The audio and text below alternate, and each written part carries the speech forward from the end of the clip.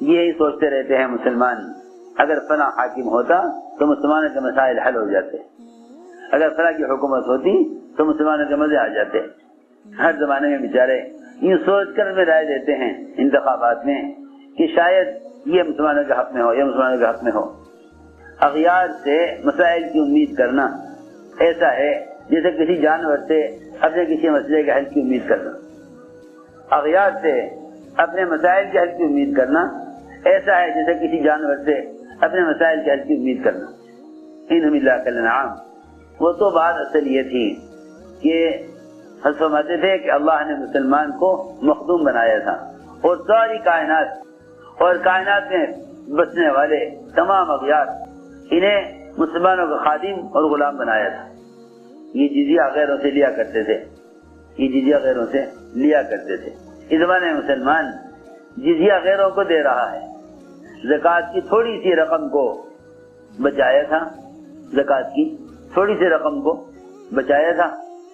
اللہ نے زکوٰۃ کی رقم سے کہیں زیادہ ٹیکس ان پر مسلط کر دیے۔ یہ حدیث میں آتا ہے کہ جب تم دعوت اللہ چھوڑ بیٹھو گے تو اللہ تم پر تمہارے بدترین حاکم کو مسلط کریں گے۔ سیدھی سیدھی روایت ہے کہ تم بلائی کو کرنا چھوڑ دو گے، برائی سے روکنا چھوڑ دو گے تو تم پر بدترین حاکم مسلط کیے جائیں گے۔ رہے بیچارے مسلمان وہ یوں کہہ کر اپنی تسلی کر لیتے ہیں کہ بھئی کیا کریں، ہم پر ایسے بدترین حاکم مسلط کیے گئے ہیں۔ حالانکہ اعمالکم اعمالکم، کہ تمہارے جیسے اعمال ایسے تمہارے اوپر حکام، تمہارے عمال تمہارے اعمال ہی تو ہیں۔ بلائی کو حکم کرنا چھوڑ دو گے، برائی سے روکنا چھوڑ دو گے تو تم پر بدترین حاکموں کو مسلط کیا جائے گا۔ یہ بیچارے یہ کہہ کر اپنا غصہ اتار لیتے ہیں کہ بھئی تعصب ہے مسلمانوں کی طرف سے، اس سے مسلمانوں کے کاروبار، مسلمانوں کے کارخانے، مسلمانوں کا معاشی نظام متاثر ہے، غیروں کا معاشی نظام ٹھیک چل رہا ہے۔ اس لیے میں نے عرض کیا کہ اللہ رب العزت انبیاء علیہ السلام کو بھی جو اسباب دیتے ہیں اس میں بھی اللہ تعالیٰ ناکامی لے آتے ہیں۔ دو باتیں بتانے کے لیے، ایک تو یہ کہ کسی کا ہاتھ میں سبب آ جانے سے اس سبب سے نفع کے حاصل کرنے کا بندے کو اختیار نہیں مل جاتا، کسی سبب کے ہاتھ آ جانے سے بندے کو نفع کا اختیار نہیں مل جاتا، پکی بات ہے۔ سلیمان علیہ السلام کو خوب بادشاہت دی، ہر چیز پر حکومت دی، ہر چیز پر اختیار دیا، لیکن ایک موقع پر آ کر ایک خیر کے ارادے میں سلیمان علیہ السلام ناکام ہو گئے۔ اللہ رب العزت نے 100 بیویوں سے صحبت کرنے پر ایک بیوی کو حمل ٹھہرایا، اسے بھی ضائع کیا، یہ بتانے کے لیے کہ تم خیر کے ارادے میں بھی اللہ کو ساتھ لیے بغیر کامیاب نہیں ہو سکتے، کیونکہ یہ تو محض دینی کام تھا، لوگ دنیا کے کام کے بارے میں یوں کہتے ہیں ہم یوں کر لیں گے، وہاں محض دینی کام تھا کہ میں اللہ کے راستے کے 100 مجاہد اپنی اولاد میں سے تیار کروں، محض دین کا جذبہ۔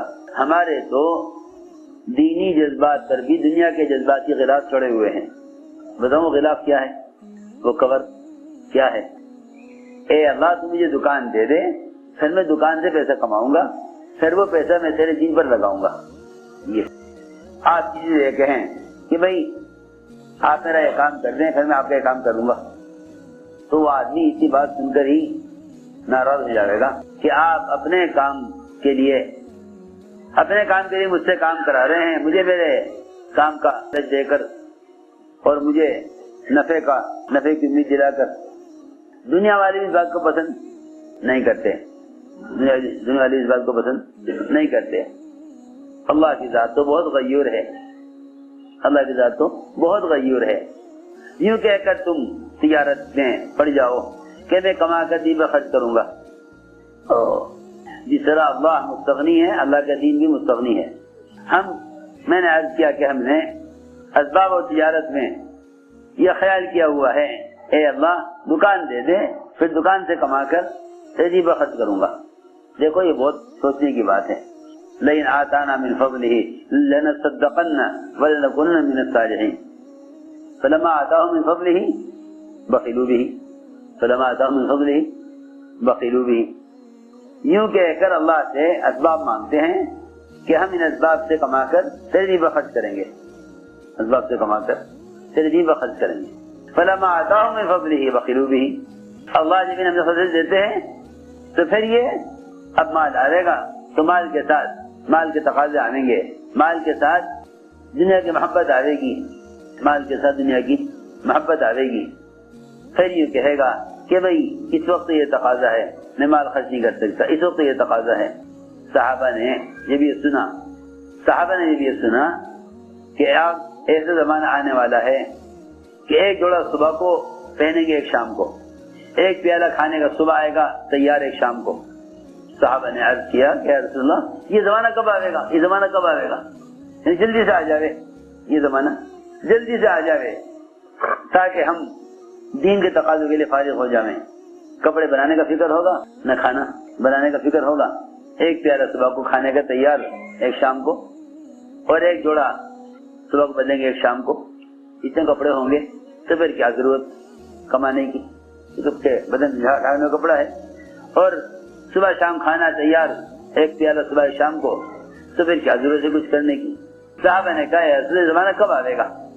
آپ نے فرمایا تم آج اس فقر میں اس زمانے کی غنا سے زیادہ بہتر ہو، تم آج اس فقر میں غنا کے زمانے سے زیادہ بہتر ہو۔ آپ نے اپنے صحابہ کو دنیا کی مشغولی سے ڈرایا تھا، صحابہ کو دنیا کی مشغولی سے ڈرایا تھا کہ مجھے تم پر اس بات کا اندیشہ ہے کہ ایسا نہ ہو کہ تم پر دنیا کھول دی جاوے، اور جس طرح پچھلے لوگ دنیا میں لگ کر دین سے غافل ہو کر ہلاک ہو گئے، یہ دنیا بھی تمہیں غافل کر کے ہلاک کر دے۔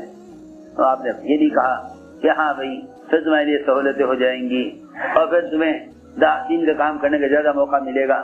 میں یاد کر رہا تھا کہ لوگ بجائے اللہ سے حاجت مانگنے کے سبب مانگتے ہیں، جب سبب مل جاتا ہے پھر یوں کہتے ہیں کہ اللہ نے اس کام کا ہونا طے کر دیا۔ کیسی عجیب بات ہے، بیماری آئی اللہ سے دوا مانگ رہا، اے اللہ ڈاکٹر مل جاوے، ڈاکٹر مل گیا، اے اللہ یہ دوا مل جاوے۔ ارے تو اللہ سے دوا کیوں مانگ رہا؟ اللہ سے شفا کیوں نہیں مانگتا؟ دوا استعمال کی چیز ہے اور شفا مانگنے کی چیز ہے، مگر مشکل یہ ہے کہ لوگ دوا کے ذریعے شفا مانگتے ہیں، وکیل کے ذریعے مقدمے میں کامیابی مانگتے ہیں، اے اللہ اس وکیل کے ذریعے تو کامیاب کر ہی دے، 2 وکیل بدل چکا۔ میری بات توجہ سننی پڑے گی بہت۔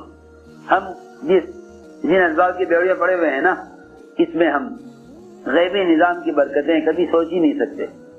تو میں عرض کر رہا تھا کہ جب اللہ نے ایسی قوت دی اور ایسی اعلیٰ نسل کی بیویاں دی تو سلیمان علیہ السلام کو خیال یہ ہوا کہ کیوں نہ اپنی اولاد میں سے 100 مجاہد اللہ کے دین کے لیے تیار کیے جائیں۔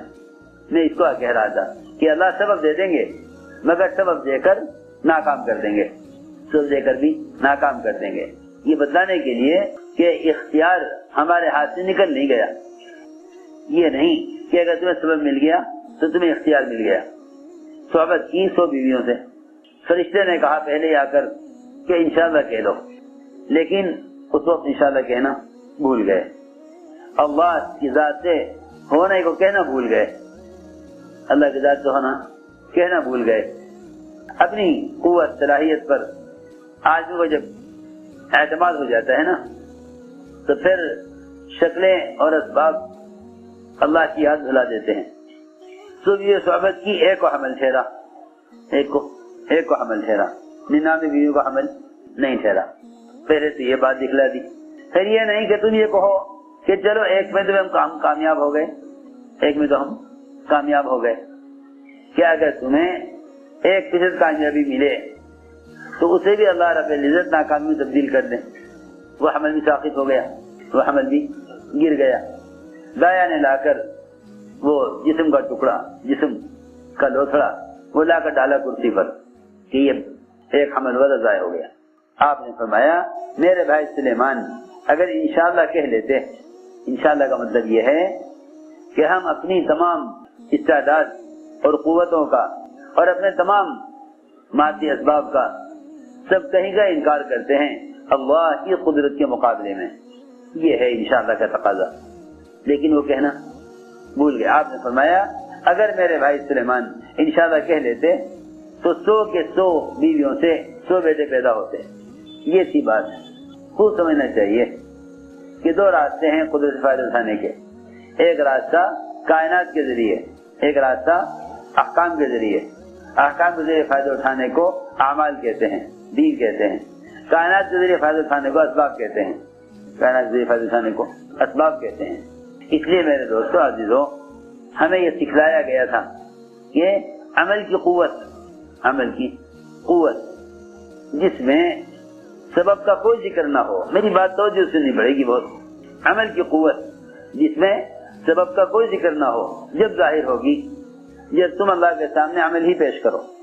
اللہ کے سامنے عمل ہی پیش کرو. اسباب کتنے بھی ناکارہ اور اسباب کتنے بھی کم ہوں، جب تم عمل پیش کرو اللہ کے سامنے تو سبب کا ذکر نہ کرو، کیونکہ سبب غیر یقینی، اعمال یقینی. سبب بالکل غیر یقینی، اعمال بالکل یقینی. دونوں کے درمیان اتنا تضاد ہے. اعمال بالکل یقینی ہیں، اسباب بالکل غیر یقینی ہیں. ہمیں دیکھو جتنا سبب پر یقین ہوتا ہے نا، اتنا ہی ہماری دعاؤں میں اسباب داخل ہوتے ہیں.